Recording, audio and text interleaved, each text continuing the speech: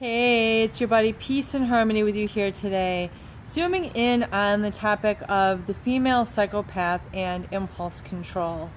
One of the cardinal traits of a psychopath is much difficulty of that person to engage in what is called impulse control, particularly as it revolves around certain status, certain accomplishments, and certain sexual conquests.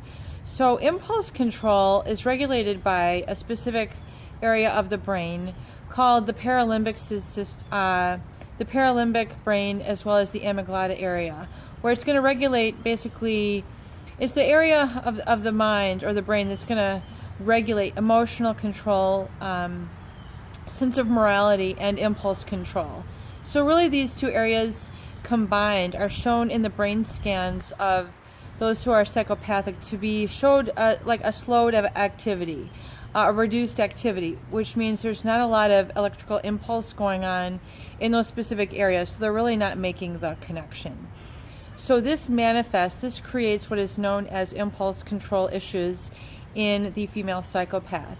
And this can express in terms of social deviance, criminal manifestation, juvenile delinquency for them younger, when they were younger in their life. However, as they become older, more mature, and they engage in different relationships, family, career goals, it's going to manifest in really some severe and important ways to understand. Particularly in the area of sexuality, the female psychopath has a large degree of impulse control issues when it comes to social norms, sexual norms. So this can be played out in terms of perverted sexual behavior, multiple partners, inappropriate use of sexuality in socially inappropriate contexts, if I'm putting that correctly for you. Basically meaning, overly sexual in very inappropriate situations in order to get control, be the center of attention, manipulate, really take advantage of people by overpowering them in this manner. This can be extremely overwhelming for people if they don't know how to handle it. Impulse control can also take the place of them being socially deviant, not able to maintain relationships, not being able to have a balance of friendships that are healthy. Impulse control can take the way of pathological lying.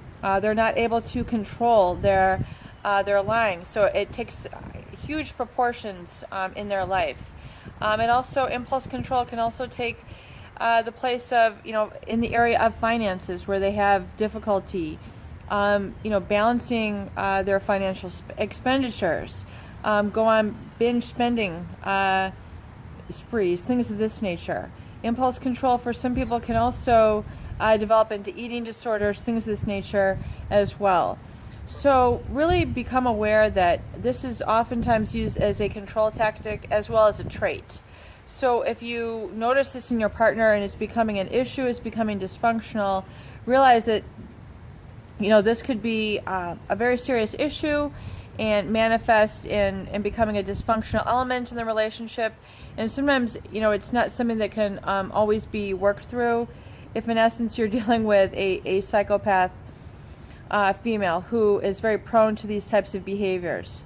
And originally it might seem intoxicating, alluring, that this female is displaying these activities, but it becomes very destructive, very divisive, and very unpredictable, and creates a lot of crazy making and chaos in the relationship. So oftentimes a lot of people are worn out by these people. They get to be extremely stressful and energy draining to be around. So this is probably due to a fact of poor impulse control in these types of people.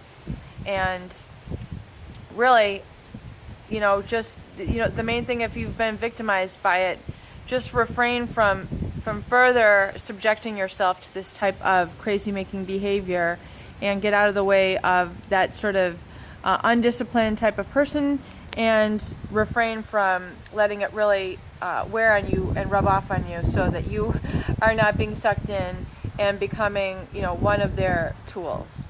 Peace and harmony with you here today. I hope these videos help please do share to those people in need, and please subscribe for more great tools, videos, discussion, and support.